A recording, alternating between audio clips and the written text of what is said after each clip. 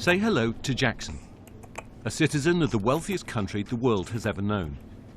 And yet, he's clothed in handouts. His parents can't find work. Say hi. They have no home of their own.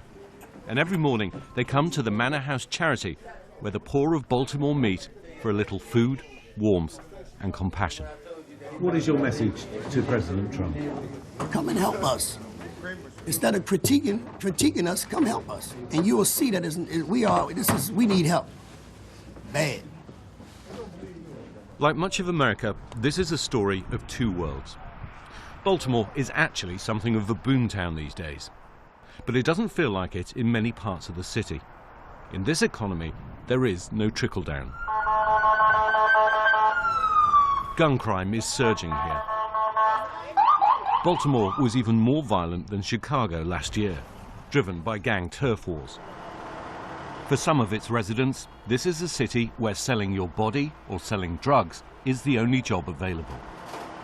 If you want to know what poverty in America looks like, well, this is it. Incredibly, this entire block here is pretty much made up of dilapidated, abandoned houses. Incredibly, some people are still living in between this, though.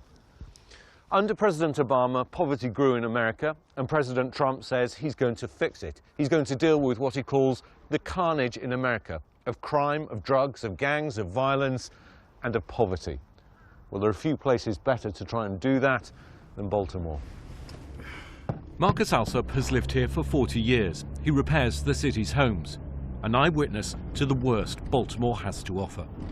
The poor living are in the single houses, the row house in Baltimore City, where they're generally rat infested, regardless of what you do as a person living there. Roaches, mice, an epidemic in bed bugs. The neighborhoods are falling apart, not because the people are bad people.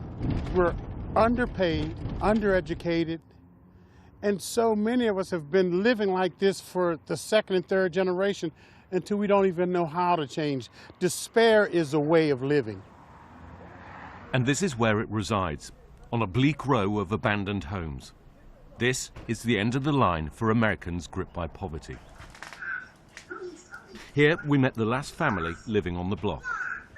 3 generations of the Stewart family are crammed in here. They're months behind on the rent. Unpaid bills are piling up. Not surprising when they have just $30 a day to survive.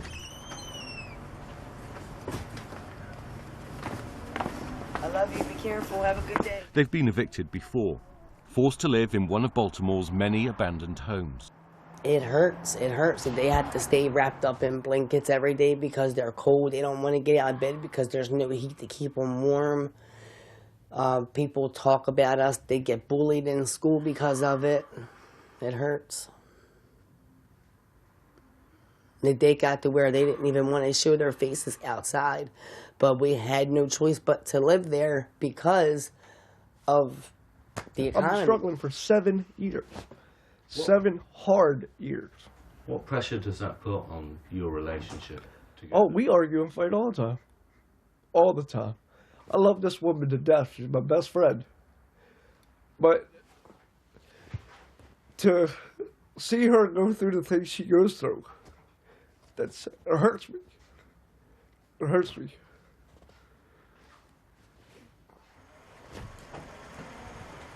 For so many people, this is no longer a land of opportunity. Hope has given way to despair. And the children who clamour for charity handouts have no American dream. It will be perhaps the greatest challenge for the new president. Ian Pannell, BBC News, Baltimore.